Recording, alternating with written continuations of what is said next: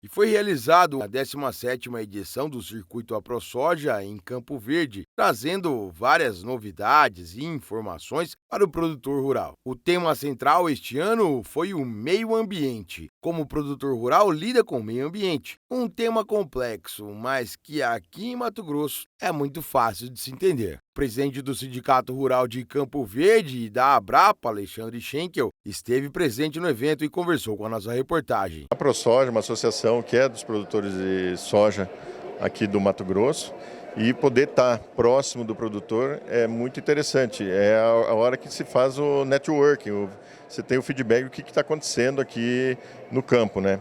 Então, lógico que vem algumas informações importantes, vem orientações importantes, mas nós precisamos também trazer o que está acontecendo, a angústia do produtor, né?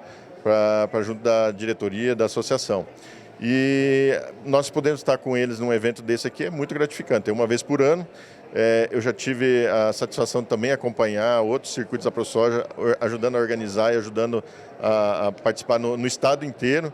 Então, assim, a gente vê que esse momento é momento do produtor estar aqui, venha junto aqui no circuito da ProSoja, né?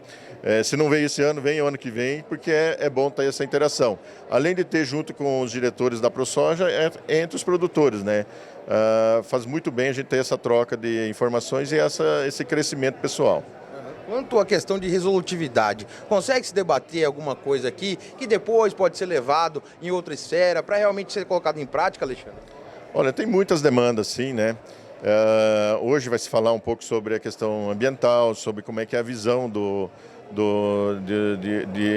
de outros setores da sociedade em relação aos produtores, à produção de soja aqui do Mato Grosso e também do Brasil, né, consequentemente. Mas a gente vai ter a oportunidade também de falar outras necessidades. Nós estamos passando aí por momentos críticos, questão de mercado, né? Quem não travou o mercado ficou descoberto, que a gente fala dessa forma aí, né? Uma parte da produção, você acaba tendo algum prejuízo, né? Então, vamos ter que buscar demandas. Eu acho que isso aí é uma das demandas que tem sido cobrada e vai ser cobrada aí pelo nosso presidente aí, o Fernando Cadori, para que trabalhe em cima de um preço mínimo do milho, né? Porque isso é muito importante. Então, vai ter que estar sendo bastante atuante. É importante a gente ter essa proatividade aí da associação que busque resolver os problemas dos associados, aqui do campo. Envolvimento da questão política já acabou, já passou, nós temos que trabalhar. Ainda bem que passou a questão política, hoje nós temos 4 anos para trabalhar em prol do produtor. Então é importante a gente trabalhar com seriedade e mostrar que nós, aqui no campo, nós precisamos de apoio para ter resultado aqui, seja para a nossa sociedade aqui em volta e também para o Brasil. O presidente da ProSoja, Fernando Cadori, também compareceu e falou aos microfones do SBT. O tema que a gente traz aí com a palestra principal, falando do meio ambiente, de um prisma diferente, né? O doutor Aldo Rebelo transitou já e conhece o que tem por trás de toda a narrativa ambiental, das versões ambientais. Ele vem trazer um pouco para que o produtor entenda, né, da onde se originam essas falas, por que nós somos tão atacados, mesmo preservando e produzindo como em nenhuma outra nação do mundo, além da entidade trazer, né, as suas ações para que o associado fique sabendo, né, e colher também as demandas para que a diretoria consiga trabalhar em linha, né, com o que é, de fato, necessidade do produtor dentro e fora da porteira. Sabe que hoje em dia tem um problema com o mercado, devido também ao gargalo que é a questão de logística, no armazenamento aqui no estado de Mato Grosso, né? Vocês têm trabalhado isso também nesses debates, questão de investimento que precisa ser realizado, Fernando? Sem dúvida, estamos, desde que assumimos aí o seu 3º ano, é um ponto que nós temos trabalhado com frequência, né? Primeiro, mostrando ao produtor a necessidade de construir, depois buscando nos governos aí, seja o governo que for, a visão de que o armazenamento é importante, é estratégico, não é um problema só do produtor, é um problema da população brasileira, é um problema, por que não, de soberania nacional. Então nós precisamos voltar os olhos, né? A gente está tendo aí um decréscimo no preço, vem o milho agora, vira a chave e nós vamos ter um problema gravíssimo de armazenamento, por conta que Mato Grosso expande a sua área de milho cada ano que passa. Então é um ponto que nós temos dado importância, precisamos de crédito, precisamos que o armazenamento seja visto no Brasil com urgência e como um problema crítico nos próximos anos aí. No passado, nas últimas edições, vocês conseguiram ver que algum desses debates realmente trouxeram resultados depois da passagem, por exemplo, do circuito e tudo que aconteceu no decorrer dele? Sempre traz, né? Eu acho que toda discussão ela gera um entendimento do que é benefício coletivo.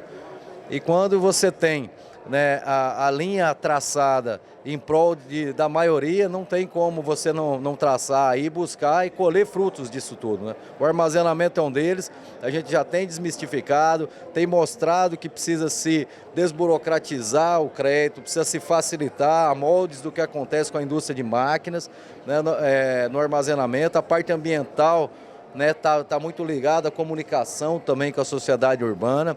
Nós temos também feito isso, né? É um problema que o setor tem há muito tempo, que é a falta de interlocução do campo com a sociedade, com os jovens, com os grandes centros.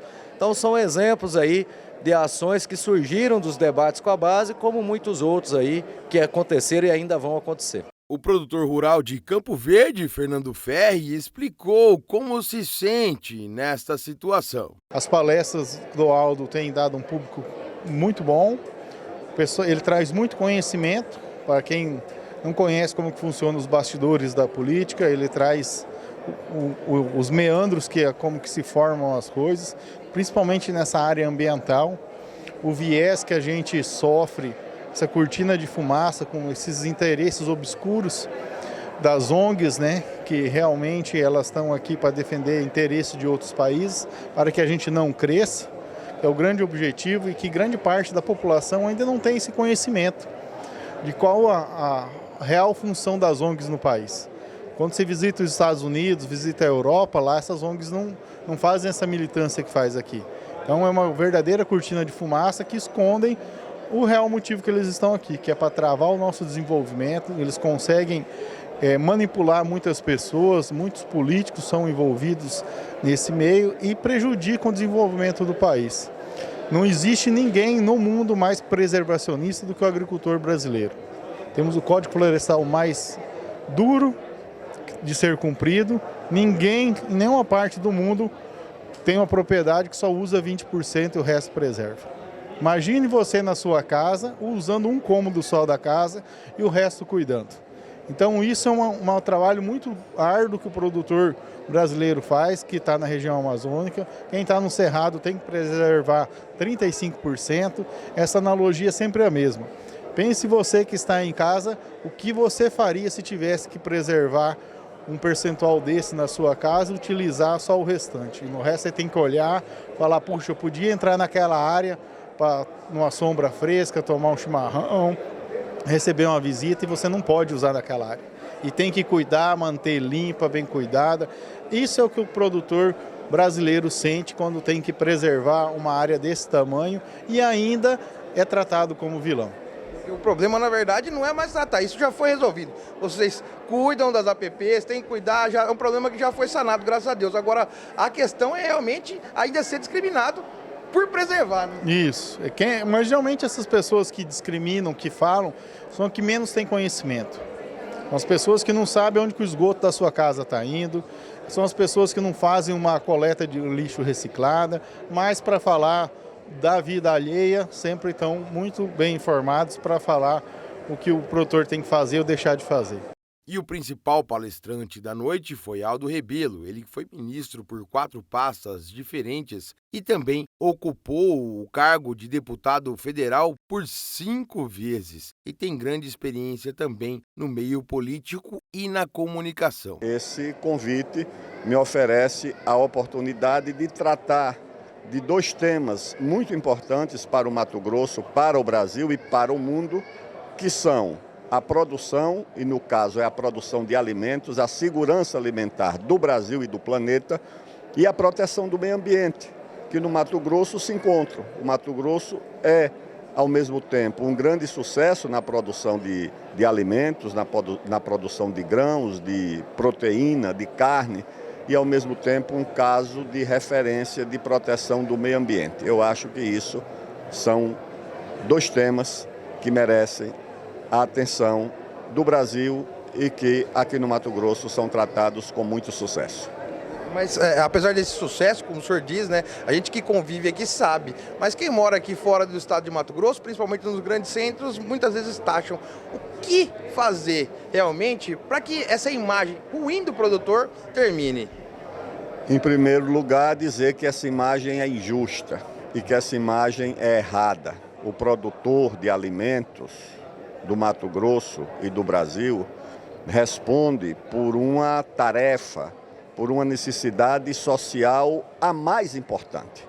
O Brasil pode produzir de tudo, mas o que ele mais produz de essencial para a vida do povo brasileiro é exatamente a produção de alimentos. Você pode privar uma pessoa, uma família, do telefone, do automóvel, do avião, do televisor, mas você não pode privar ninguém da alimentação, das refeições diárias que o agricultor, que o criador, que o produtor, que o pecuarista garantem com o seu trabalho.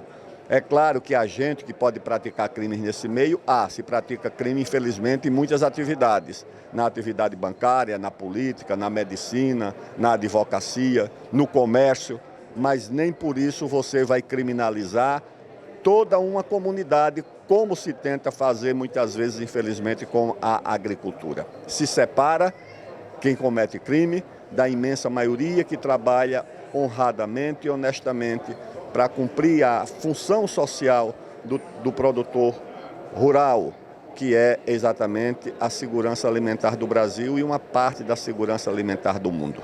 Agora, eu aproveitar a sua experiência larga como ministro também em vários setores, com política em geral, para falar um pouquinho do atual governo. O senhor acredita que o produtor rural, que o agricultor, ele tem que temer o atual governo ou ele tem que buscar maneiras de se aproximar para conseguir compor uma ideia e chegar num consenso? É claro que dentro do atual governo há uma parte que tem muita má vontade com o produtor rural, principalmente os ministérios ligados à questão da Amazônia, o Ministério das Populações Indígenas, o Ministério dos Direitos Humanos. Esses eu sei que tem muita má vontade, que não compreende o que representa socialmente a produção rural. Mas você tem dentro do governo um ministro da Agricultura que é produtor rural. Você tem o vice-presidente da República, que é ministro da Indústria e Comércio, que também, como governador de São Paulo, sempre tratou bem o produtor rural. Você tem outros ministros na Defesa, por exemplo, a própria ministra do Planejamento, a Simone Tebet, que tem boa vontade, que podem ajudar. Eu acho que o governo, mesmo naquela parte que tem a má vontade, não vai poder fazer tanto mal, mesmo que também não consiga fazer tanto bem. O melhor aprendizado é aquele que a vida e que a experiência te oferece. E eu encontro um estado do Mato Grosso que é uma referência para o Brasil. Hoje o Mato Grosso é o maior produtor brasileiro de grãos, de soja, de milho, de algodão, de carne. E isso é uma referência para o Brasil.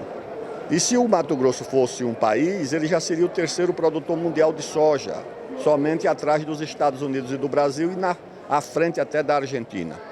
No primeiro trimestre desse ano, o Mato Grosso respondeu sozinho por 45% do saldo da balança comercial do Brasil. Isso não é pouca coisa, porque estados como São Paulo, por exemplo, são estados deficitários. Exportam muito, mas importam muito mais.